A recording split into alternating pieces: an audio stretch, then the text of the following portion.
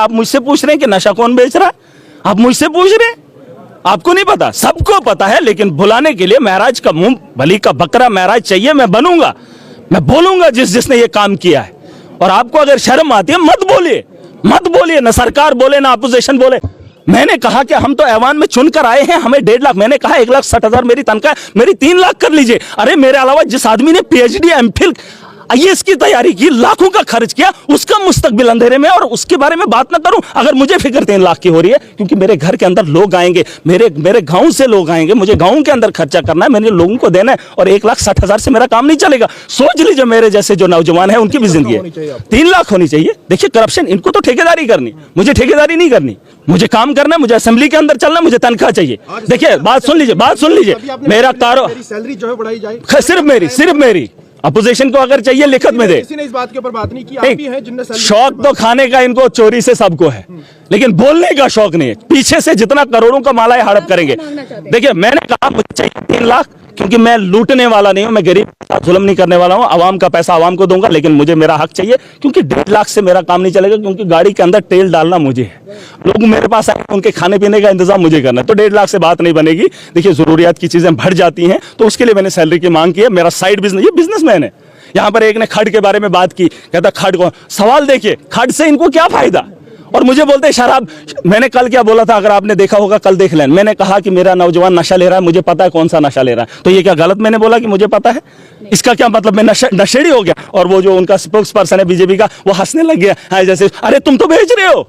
अरे मुझे पता है मेरा नौजवान क्या ले रहा है, क्या खा रहा है। इंजेक्शन तुमने बनाए, शराब के ठेके तुमने खोले, मैंने गुनाह कर दिया, मैंने बोल दिया कि मैं जानता हूं। अरे मैं तो जानता हूं मेरे नौजवान इस किस हालत में है। और इनको ये तो सुनना ही नहीं चाहते हैं। इनको सुनना पड़ेगा। महराज इनको बोलती बंद करेगा। जब जब ये खड़े होंगे, महराज इनके मुकाबले में खड़ा होगा। ये आवाम को झूठ नहीं बोलेंगे, बताएंगे इस आवाम से ये मंदिर है, यहाँ लोगों की उम्मीदें इससे जुड़े हैं।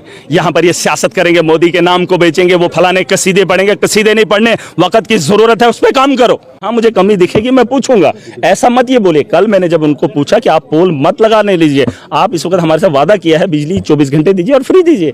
मैं सरकार, देखिए मैं लोगों के लिए हूँ। आपको लगता है कि मैं किसी का पक्ष ले रहा हूँ? किसी का नहीं लूंगा। जो लोगों के लिए नहीं होगा, महराज उसके साथ नहीं होगा। और जो लोगों की आवाज को दबाएगा, उसकी आवाज को बेबाकी से महराज बुलंद।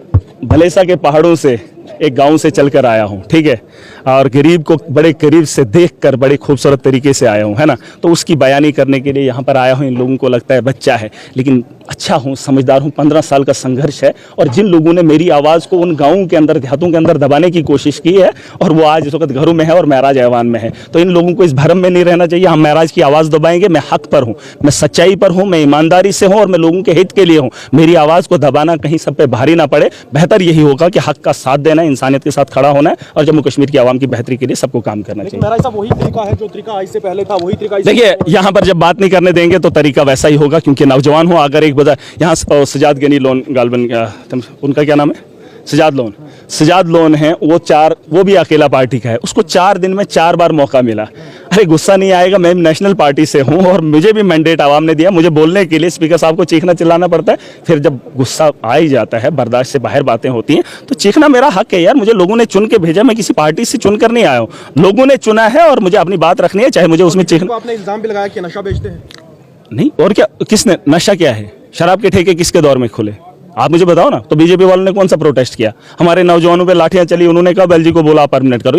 ये आप मत पूछिए। आपने ये सारा तामझाम देखा है जम्मू के अंदर 7 साल से। आप क्यों ये सवाल मुझसे पूछ रहे हो? जिस आदमी को जो पता है, चाहे वो मीडिया का है, चाहे वो असेंबली के अंदर है, चाहे वो ऐवान, किसी भी ऐवान के अंदर है, चाहे सड़क पर ठेले पे बैठकर कोई रेडी लगाकर कुछ भी बेच रहा है, उसको बात करनी चाहिए जम्मू के बारे में कि जम्मू को खराब किसने किया।